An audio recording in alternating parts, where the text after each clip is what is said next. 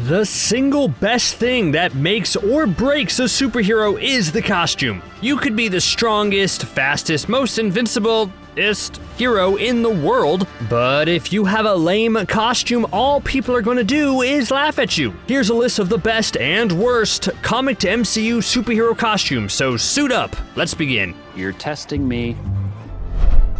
You know, after his first few appearances in the MCU, I wasn't necessarily going to call Captain America's suit an upgrade from his comic counterpart. I mean, come on, his costume in Captain America the First Avenger had an alright retro design to it, but then his next appearance in the Avengers was jaw-dropping, and not in a good way. Is it too negative to call his outfit in that first team-up the worst outfit for a main hero in the MCU? I think comic book Captain America would take a look at that helmet and want to cry a little bit. But after that movie, oh man, what an upgrade. From his stealth suit in Winter Soldier to his nomad suit in Infinity War, every suit after that disastrous early one has been a hit, successfully combining the classic Stars and Stripes look with something more tactical and fighting efficient. Now, if we can just talk about John Walker's Captain America outfit, that'd be a different story.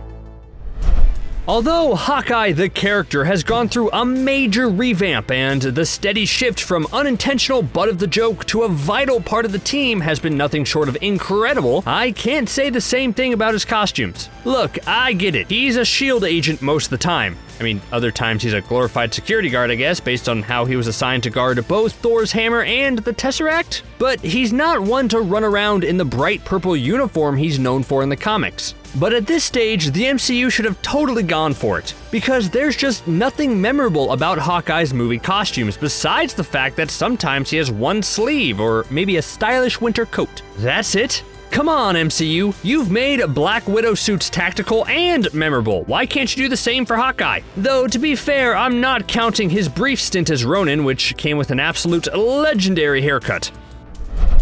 The progression of Falcon's costume is pretty fascinating when you look at it. In the comics, Falcon has this vibrant red and white suit that just would not have fit at all in the Winter Soldier. But it seems like the costume designers were afraid to give him any color out of fear that it wouldn't work well, so they kept it tactical and super gray. But fast forward to now, and you got an amazing integration. Not only is Sam's Falcon suit in the Falcon and the Winter Soldier TV show extremely awesome in terms of maneuverability and style, but it also now fully embraces the red and white color scheme. That's the way to adapt a costume right there. I know we're all supposed to be rooting for Sam to become Captain America, but now I'm attached to this new Falcon suit.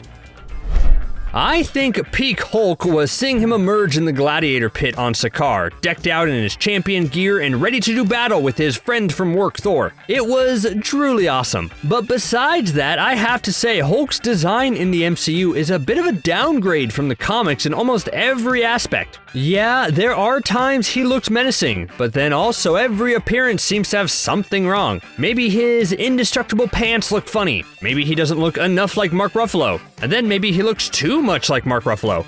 But at least all that stuff is better than Professor Hulk. Look, I know the guy now has strength of a small planet permanently, but doesn't he still look incredibly nerdy? He's lost his edge. Let's ask the Hulk personality what he thinks. Oh wait, I can't because Bruce seems to have gotten rid of his Hulk personality completely by merging everything.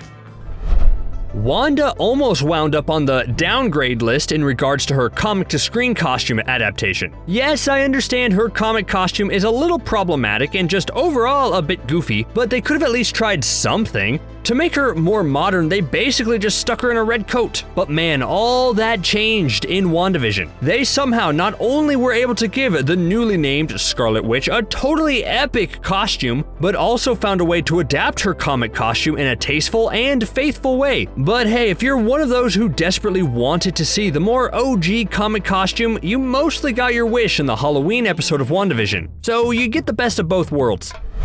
I just don't think a hero with a bright red face along with a green and yellow costume works in live action. There's been a lot of work tinkering with Vision throughout his time in the MCU. His first appearance in Age of Ultron had the synthezoid looking a little dull. His red hue was slightly distracting, and he didn't look so much like a vibranium robot, but rather just like Paul Bettany dipped in beet juice. His future appearances lightened him up a little and had a more seamless blend with his robotic parts, and I will say they really mastered the look by the time WandaVision rolled around. So why is he on the downgrade list? I just wish the MCU found a way to keep the bright, colorful version of Vision from the comics without him looking silly. That was once the case. But I mean, again, we saw his Halloween OG costume in WandaVision, and it's apparent how something like that could never be translated to the big screen.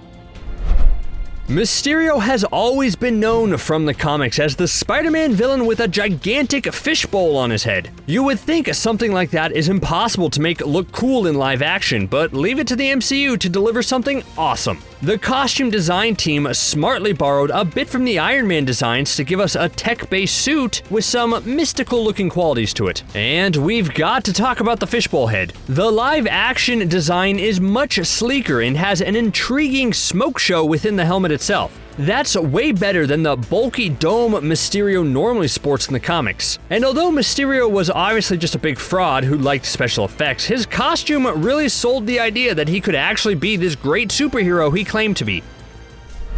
I know everyone has their favorite Guardian of the Galaxy, but I think overall, Drax the Destroyer is the most memorable. He gets the best one-liners and has given us some of the most hilarious moments in the MCU, from his tendency to take everything extremely literally, to his whole invisibility bit, to his classic "Why is Gamora" improvisation. But just because he's hilarious doesn't mean his look is all that great, especially when compared to his original comic design. Originally, Drax was more green in the comics, and you could probably attribute the graying of his skin in the movies to not wanting to draw similarities to the Hulk, and the fact that they already have a green alien on the team.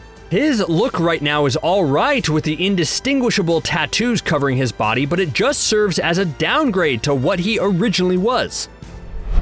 Somehow, the Ant-Man suit in the MCU balances everything perfectly. It successfully looks like a technologically advanced suit that's probably the most amazing tech-based suit in the MCU. Yeah, that's right, Iron Man, I said it. But it also has a semi-goofy look to it that fits the goofy hero. Like, it may be a little silly, but Ant-Man himself is a little silly, so everything works out. It's especially a success when you compare it to the comic design. Comics have it a little easier when it comes to designing suits. Ant-Man comics see the titular hero wearing a very bare-bones supersuit, which begs the question how it can house the technology capable of shrinking a person down or making them gigantic. So infusing the Ant-Man suit with fancy tech makes it more believable. Wow, I can't believe I used the word believable when describing a shrinking suit. That just sounds crazy.